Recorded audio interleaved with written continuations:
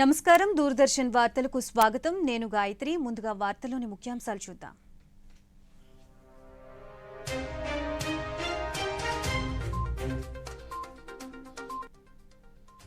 రేపటి నుండి దక్షిణాఫ్రికా గ్రీస్ దేశాల్లో 4 రోజుల పాటు పర్యటించనున్న ప్రధానమంత్రి జోహానెస్బర్గ్ లో 15వ బ్రిక్స్ శిఖరాగ్ర సదస్సుకు హాజరు కానున్న నరేంద్ర మోదీ ఈ నెల 23 సాయంత్రం చంద్రుడిపై చంద్రయాన్ 3 సాఫ్ట్ ల్యాండింగ్ అవనుందన్న ఇస్రో పూర్వ చైర్మన్ ఇస్రో సాధించిన ఘనతగా అభివర్ణించిన శివన్ ఏ ప్రభుత్వంలోనూ జరగని విధంగా ఉద్యోగులకు తమ ప్రభుత్వం ఎంతో మేలు చేసిందన్న ముఖ్యమంత్రి పెన్షన్ పథకాన్ని దేశానికే స్ఫూర్తివంతంగా తీర్చిదిద్దామన్న వైఎస్ జగన్మోహన్ రెడ్డి విజయవాడలో ఏపీ ఎన్జీఓల 21వ రాష్ట్ర మహాసభలో ప్రసంగించిన ముఖ్యమంత్రి 5 ఏళ్ల పాలనలో ప్రజల విశ్వాసాన్ని పొందామన్న రాష్ట్ర రెవెన్యూ శాఖ మంత్రి శ్రీకాకుళం జిల్లా హయత్ నగర్ లో గడప గడపకు కార్యక్రమంలో పాల్గొన్న ధర్మాన ప్రసాదరావు ఆంధ్రప్రదేశ్లో కొనసాగుతున్న అల్పపీడన ద్రోణి పలుచోట్ల తేలికపాటి వర్షాలు కురుస్తాయన్న వాతావరణ శాఖ ఇక వార్తలోని వివరాలు చూద్దాం సాధికారతలోనే కాకుండా దేశ దిశ దశ మార్చడంలో కూడా మహిళలు ఎంతో ఎత్తుకు ఎదిగారని రాష్ట్రపతి ద్రౌపది ముర్ము అన్నారు దేశాన్ని ఆర్థిక రంగంలో మొదటి స్థానంలోకి తేవాలన్న లక్ష్యంలో మహిళలు కీలక పాత్ర పోషించాలని ఆమె పిలుపునిచ్చారు ఆర్మీ వైఫ్స్ వెల్ఫేర్ అసోసియేషన్ ఆధ్వర్యంలో అస్మిత్ ప్రేరక కథల సంచిక 2వ సీజన్ సంబంధించి ఢిల్లీలో ఏర్పాటు చేసిన ఒక సమావేశంలో రాష్ట్రపతి పాల్గొన్నారు ఎన్నో సవాళ్లను ఎదుర్కొని మహిళ ఇప్పుడు ఆదర్శమూర్తిగా గొప్ప మాతృమూర్తిగా ఉన్నత శిఖరాల్ని అధిరోహించిందని ఆమె తెలిపారు ప్రతి పురుషుడి విజయం వెనుక మహిళ ఉంటుందన్న ఆలోచన ఇప్పుడు దేశవ్యాప్తంగా విస్తరించిందని రాష్ట్రపతి అన్నారు आशा करती हूं कि उद्यमशील महिलाओं की प्रतिभा और परिश्रम को निरंतर प्रोत्साहन मिलता रहेगा नारी समुदाय में आत्मगौरव की भावना का आधार पर ही एक गौरवशाली समाज और राष्ट्र का निर्माण करना संभव होता है किसी के बदलाव की शुरुआत विचारों में बदलाव के साथ ही होती है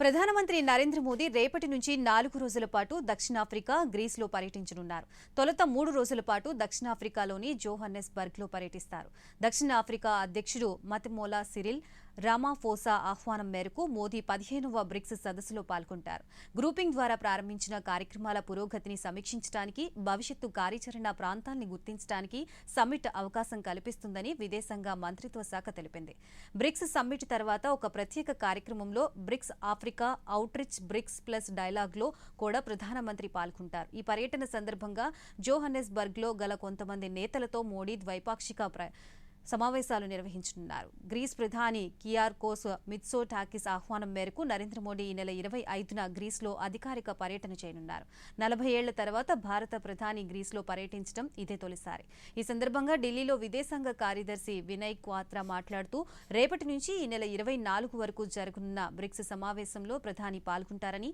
ఈ 15వ బ్రిక్స్ శిఖరాగ్ర సమావేశం సందర్భంగా ఇరు దేశాల మధ్య స్నేహ సంబంధాలు మరింత బలపడనున్నట్లు ఆయన తెలిపారు 24th of August. The theme of the BRICS Summit this year is BRICS and Africa, Partnership for Mutually Accelerated Growth, Sustainable Development and Inclusive Multilateralism. This would be the first in-person BRICS Summit after 3 consecutive years of virtual meetings owing to the COVID-19 pandemic. The participants are likely to deliberate on issues such as global economic recovery amid ongoing geopolitical challenges, sustainable development goals, something that would, I think, continue sessions of the BRICS Summit, women-led development, as also addressing the concern and interest and priorities of the Global South. Prime Minister would travel to Greece for an official visit on 25th of August 2023 at the invitation of His Excellency Prime Minister of Greece. A ceremonial welcome on arrival in Athens, which would be followed by the visit to the tomb of the unknown soldier, where the Prime Minister would lay a wreath. Prime Minister will thereafter have a restricted and delegation level talks with the Honorable Prime Minister of Greece. Both leaders would also address the key businesses of both countries later after the delegation level talks. Prime Minister would also interact with the Indian diaspora in Greece.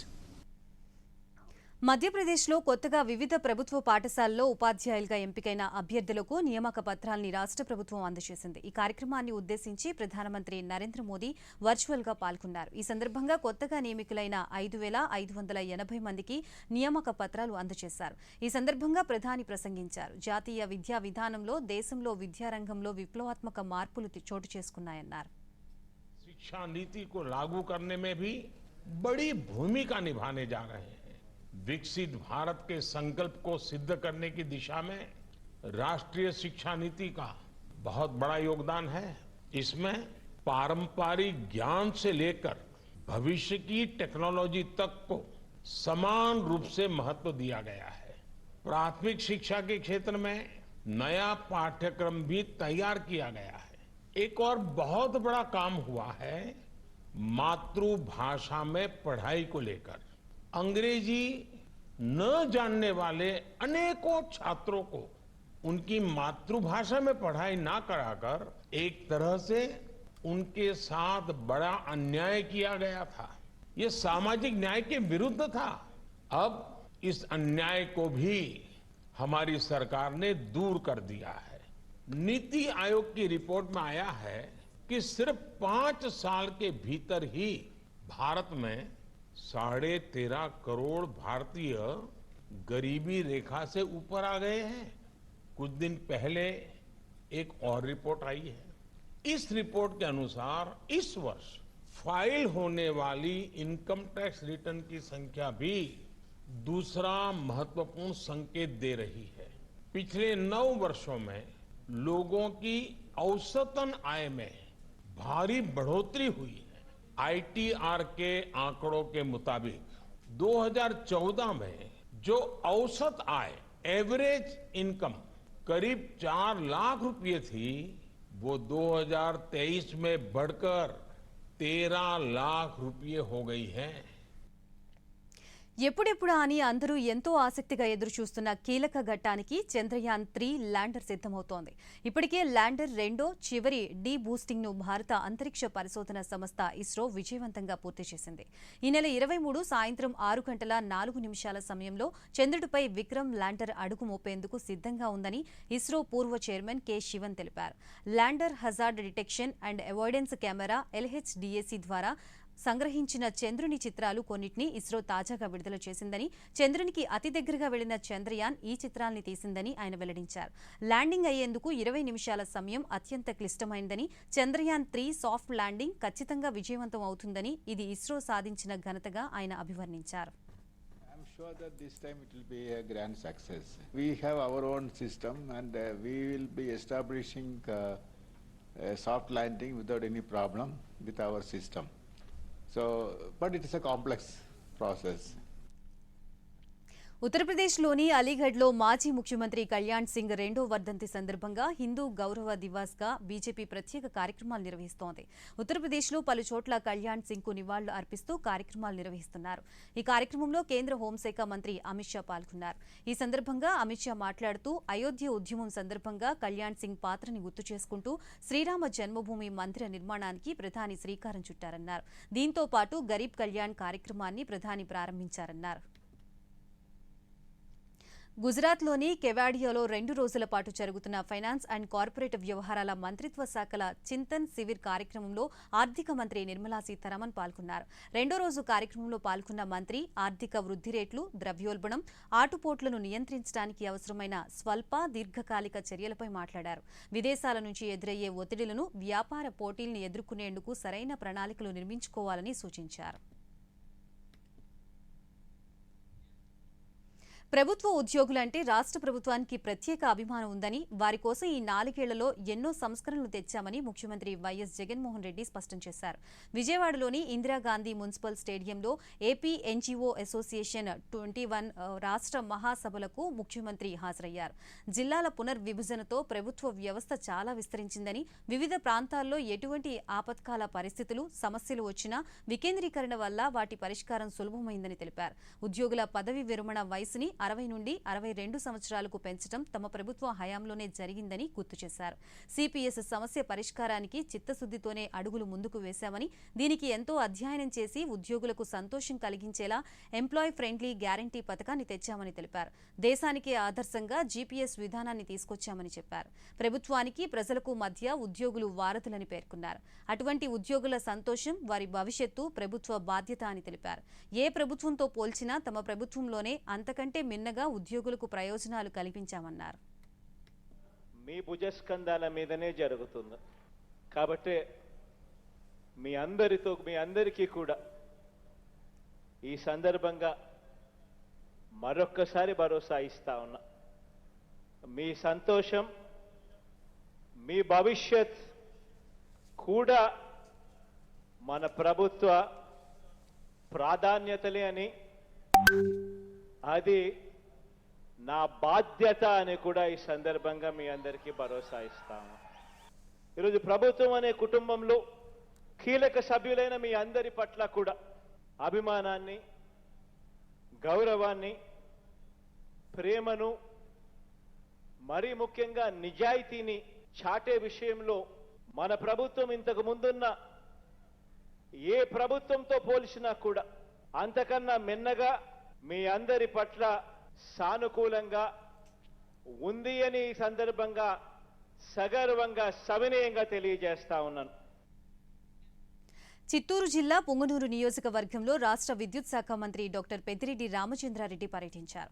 ఈ పర్యటనలో భాగంగా ఆయన bar association భవన నిర్మాణానికి భూమి పూజ చేశారు. అనంతరం మంత్రి మీడియాతో మాట్లాడుతూ భవన నిర్మాణం కోసం కోర్టు పరిసర ప్రాంతంలో 5 సెంట్ల భూమిని ప్రభుత్వం తరపున కేటాయించినట్లు తెలిపారు. దాదాపు 50 లక్షల రూపాయలతో బార్ అసోసియేషన్ భవన నిర్మాణాన్ని చేపట్టినట్లు తెలిపారు. భవన నిర్మాణానికి అయ్యే వ్యయాన్ని ఎంపీ ల్యాండ్స్ ద్వారా సమకూర్చామన్నారు. ఏదైనా మాట్లాడడం కానీ ఇవన్నీ కూడా ఒక మంచి సమావేశ. అదేవిధంగా మిథున్ రెడ్డి 25 లక్షలు, ఈ ప్రాంత పార్లమెంట్ సభ్యులు కాబట్టి వారు 25 లక్షలు ఇచ్చారు. మీ అందరికీ ప్రత్యేకంగా నేను ధన్యవాదాలు తెలుపుతా ఉన్నాను. ఎక్కడ కూడా ఈ అడ్వకేట్లు అంటే 4 గ్రూపులు ఉంటాయి ప్రతి చోట కూడా. ఆ విధంగా లేకుండా మన పట్టణంలో అందరూ కూడా ఏకతాటి మీద ఎక్కడ మనం కాంట్రవర్సీలు లేకుండా మీరు ప్రొఫెషనల్గా ఈ కోర్టును నడపడం అనేది ఎక్కడ కూడా ఉండదు. కానీ ఇక్కడ మీరు చేస్తూ ఉన్నారు కాబట్టి మీ అందరికీ నిజంగానే నేను ప్రత్యేకంగా పేరున కూడా ధన్యవాదాలు తెలుపుతూ, పేదలందరికీ ఇళ్లు పథకంలో భాగంగా నెల్లూరు జిల్లా ముత్తుకూరు మండలంలో గిరిజన లబ్ధిదారులకు ఆర్థిక సహాయం చెక్కుల్ని రాష్ట్ర వ్యవసాయ శాఖ మంత్రి కాకాణి గోవర్ధన్ రెడ్డి పంపిణీ చేశారు. ఈ సందర్భంగా మంత్రి మాట్లాడుతూ పేదలందరికీ ఇళ్లు అందించాలనే లక్ష్యంతో ముఖ్యమంత్రి 30 లక్షల మందికి ఇళ్లు మంజూరు చేయడం జరిగిందన్నారు. కేంద్ర ప్రభుత్వ సహకారంతో ఈ ఇళ్ల నిర్మాణాన్ని చేపట్టామన్నారు. పేదలకి మంజూరు చేస్తున్న ఇళ్లపై లబ్ధిదారులకు పూర్తి హక్కులు కల్పించేలా రిజిస్ట్రేషన్కు చర్యలు రాష్ట్ర ప్రభుత్వం చేపట్టిందని, అయితే చంద్రబాబు రిజిస్ట్రేషన్ ప్రక్రియని నిలిపివేయాలని సుప్రీంకోర్టుని ఆశ్రయించారు. పేదల సంక్షేమానికి వ్యతిరేకంగా చంద్రబాబు పాలన చేశారనడానికి ఇంతకంటే నిదర్శనం లేదని మంత్రి పేర్కొన్నారు.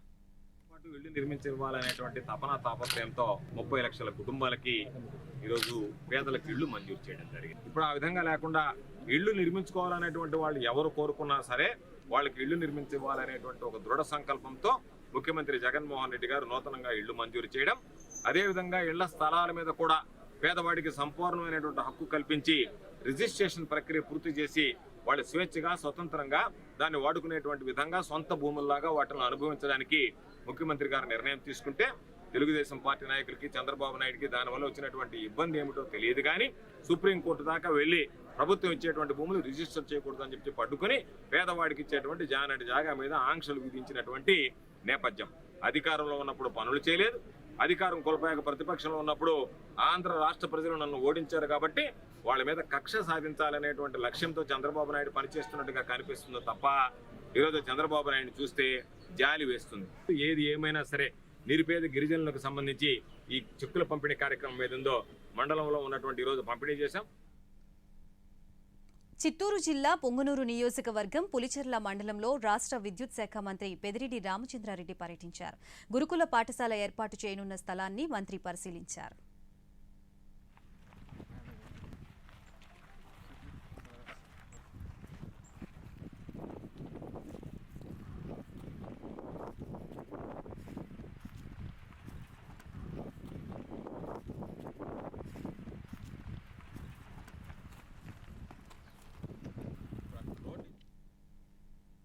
శ్రీ సత్యసాయి జిల్లా ధర్మవరంలోని ఓటర్ లిస్టుల్లో చేర్చిన దొంగ ఓట్లను తొలగించాలని Telugu Desam party Dharmavaram incharge Paritala Sriram collector Arun బాబుని కోరారు.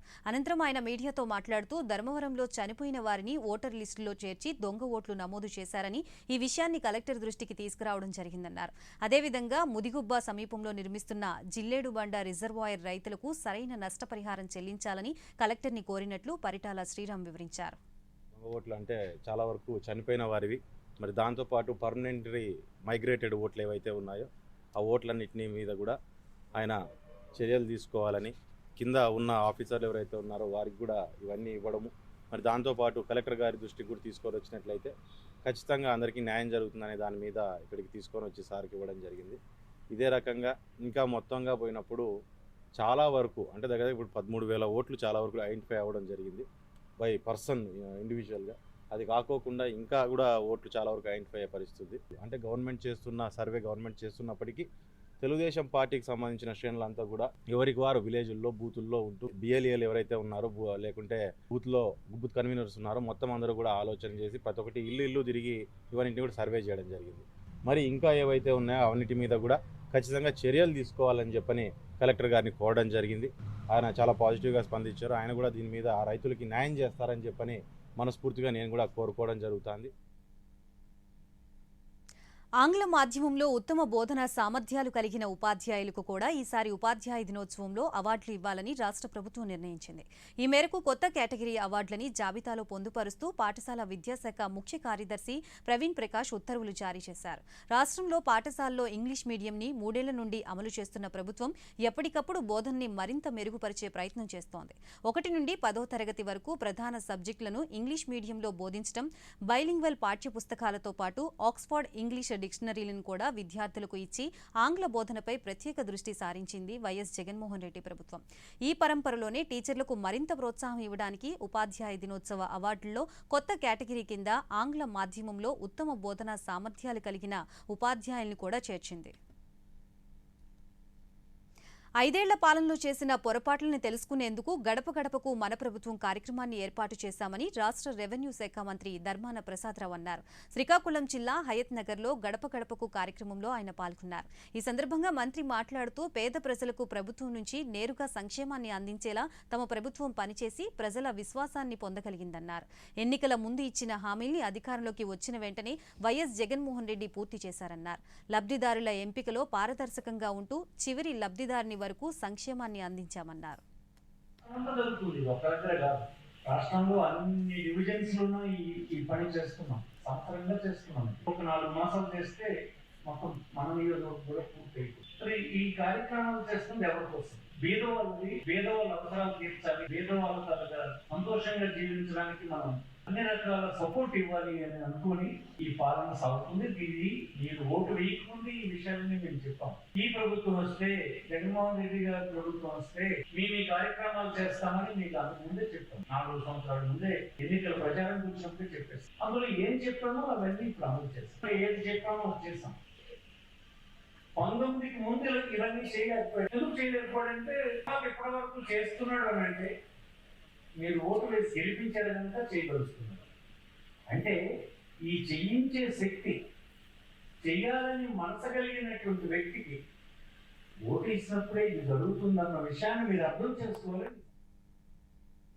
ఆజాదీ కా అమృత్ మహోత్సవాలు జరుపుకుంటున్న సమయంలో స్వచ్ఛతా కార్యక్రమాలకు అధిక ప్రాధాన్యతనిస్తున్నట్లు నెల్లూరు రూరల్ నియోజకవర్గం పార్లమెంటు సభ్యులు ఆదాల ప్రభాకర్ రెడ్డి తెలిపారు. ఆయన ఈరోజు నియోజకవర్గంలో మురుగు కాలువల నిర్మాణానికి శంకుస్థాపన చేశారు. ఈ సందర్భంగా ఎంపీ మాట్లాడుతూ రాష్ట్ర ప్రభుత్వం సంక్షేమంతో పాటు మౌలిక వసతుల కల్పనకు ప్రాధాన్యతనిస్తోందని, ఇందుకోసం నిధుల్ని విడుదల చేస్తోందని తెలిపారు. 7 లక్షల రూపాయలతో మన డ్రైన్స్కి శంకుస్థాపన కార్యక్రమం పెట్టుకొని శంకుస్థాపన చేశాం. 3,67 లక్షల రూపాయలతో మన వైఎస్ఆర్సీపీ ప్రభుత్వం వచ్చిన తర్వాత ఇక్కడ మనం పనులు చేసుకోవడం జరిగింది. మరో 60-70 లక్షల రూపాయలు ఇచ్చేదానికి సిద్ధంగా ఉన్నాము. 150 కోట్ల రూపాయలతో మన 26 డివిజన్లలో అభివృద్ధి కార్యక్రమాలు జరుగుతూ ఉన్నాయి. కొంతమందికి కావాలని ఒట్టి సంక్షేమమే చేస్తున్నారు, అభివృద్ధి జరగడం లేదు అని చెప్పి అబద్ధాలు ప్రచారం చేయడం మంచి పద్ధతి కాదు అని అడ్వర్టైజ్మెంట్ చేసుకోవాలని ప్రయత్నం చేస్తున్నారు. ప్రజలు ఎవరు కూడా వీటిని నమ్మరు. అభివృద్ధి, సంక్షేమం అవి రెండు పుష్కలంగా మన ప్రభుత్వంలో జరుగుతూ ఉన్నాయి. రోజు రోజుకి ప్రజల్లో మన ముఖ్యమంత్రి గారి దూరదృష్టికి ఇది నిదర్శనం అని కూడా తెలియజేస్తారు. ఏపీ బీజేపీ ఆధ్వర్యంలో ఓటరు అవగాహన రాష్ట్ర స్థాయి శిక్షణ కార్యక్రమాన్ని విజయవాడలో నిర్వహించారు. ఈ కార్యక్రమానికి ముఖ్య అతిథిగా ఆ పార్టీ రాష్ట్ర అధ్యక్షురాలు దగ్గుబాటి పురంధేశ్వరి పాల్గొన్నారు. ఈ సందర్భంగా ఆమె మాట్లాడుతూ ఓటర్ల లిస్టుపై రాష్ట్రంలో అలజడి, ఆందోళన నెలకొని ఉందన్నారు. ప్రజలు విశ్వసించే పార్టీ నాయకుల్ని గెలిపించడానికి ఓటు ప్రధాన ఆయుధమన్నారు. ఓటర్ల లిస్టుని ట్యాంపరింగ్ చేసే ప్రక్రియ ప్రారంభమైందని, టీడీపీ, వైసీపీ ప్రభుత్వాల హయాంలో ఓట్లు గల్లంతు చేసిన పరిస్థితి ఉందన్నారు. బీజేపీ మాజీ ఎమ్మెల్యే విష్ణుకుమార్ రాజు నియోజకవర్గంలో 2,60,000 ఓట్లలో 70,000 ఓట్లు మంది అర్హులు కానివారు ఆ జాబితాలో ఉన్నట్లు లెక్కలు తేలాయన్నారు. ఈ తరహా సంఘటనలు ప్రజాస్వామ్య వ్యవస్థలో వికృతమైనవిగా భావించాలని ఆమె పేర్కొన్నారు. లేదా వారు విశ్వసించేటువంటి నాయకుల్ని చూడాలన్నా చాలా ప్రధానమైన గొప్ప ఆయుధం అని చెప్పి మనందరికీ తెలుసు.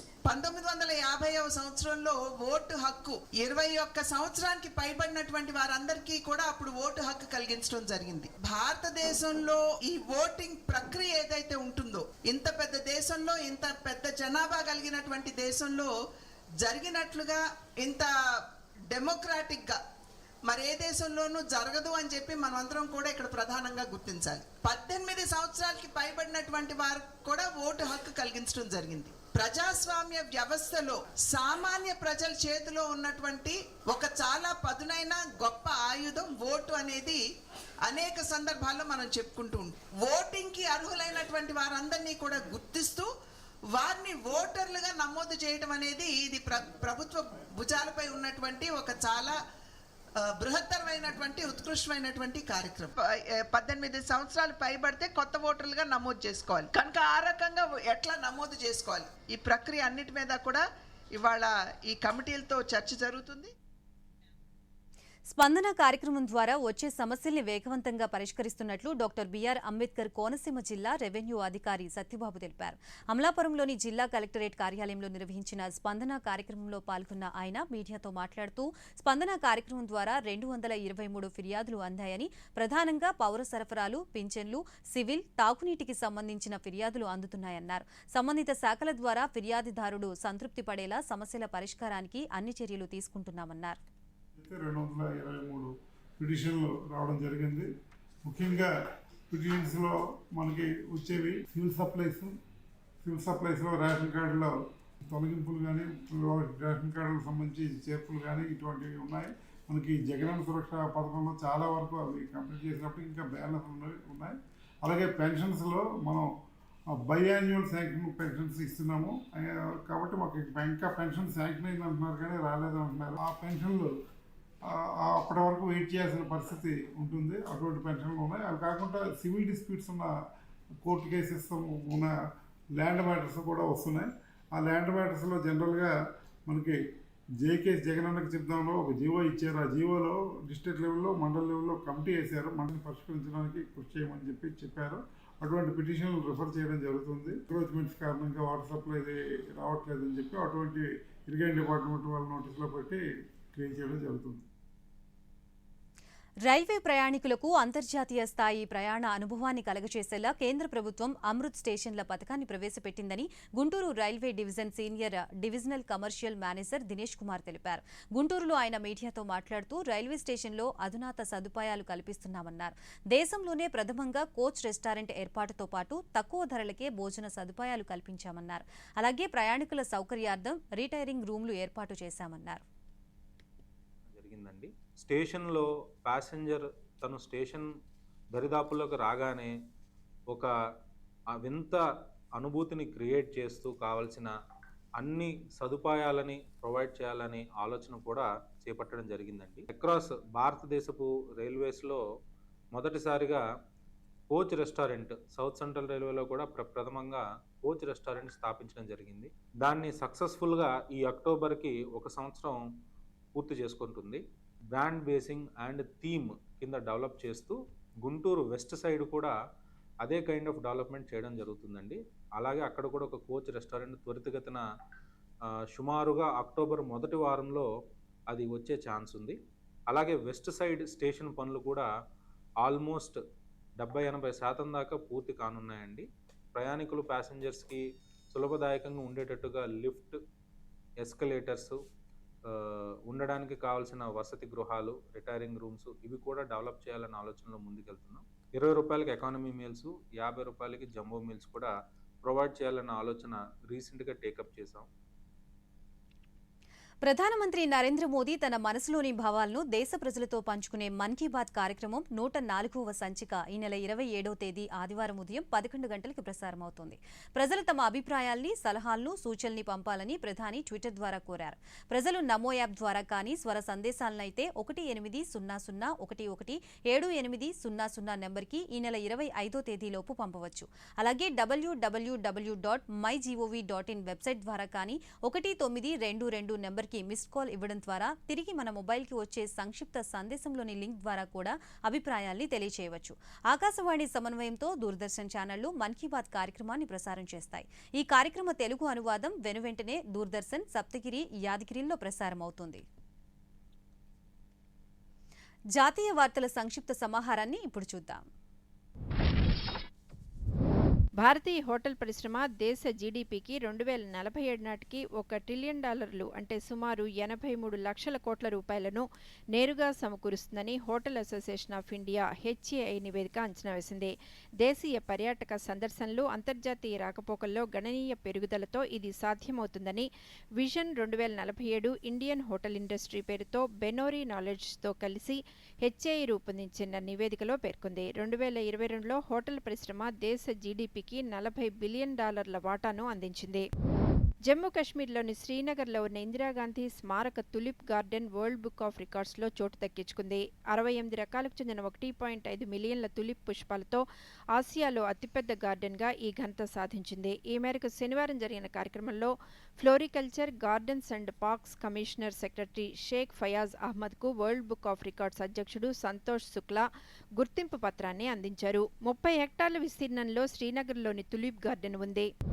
సమాజంలో శాంతి భద్రతల పరిరక్షణకు సేవలందించిన విశ్రాంత పోలీస్ జాగిలాల కోసం మధ్యప్రదేశ్ పోలీస్ శాఖ వృద్ధాశ్రమాన్ని నిర్మించింది. భోపాల్లోని పోలీస్ జాగిలాల శిక్షణ కేంద్రంలోనే ఈ ఆశ్రమాన్ని అత్యున్నత ప్రమాణాలతో తీర్చిదిద్దింది. జాగిలాలను పదవీ విరమణ చేయించిన తర్వాత ఇక్కడికి తరలిస్తున్నారు. ఇక్కడ 6 గదుల్లో ప్రస్తుతం వివిధ జాతులకు చెందిన 18 జాగిలాలు విశ్రాంత జీవితం గడుపుతున్నాయి. వాటి కోసం పరుపులు, కూలర్లు, ఫ్యాన్లు, నడక యంత్రాలు వంటివి సమకూర్చారు.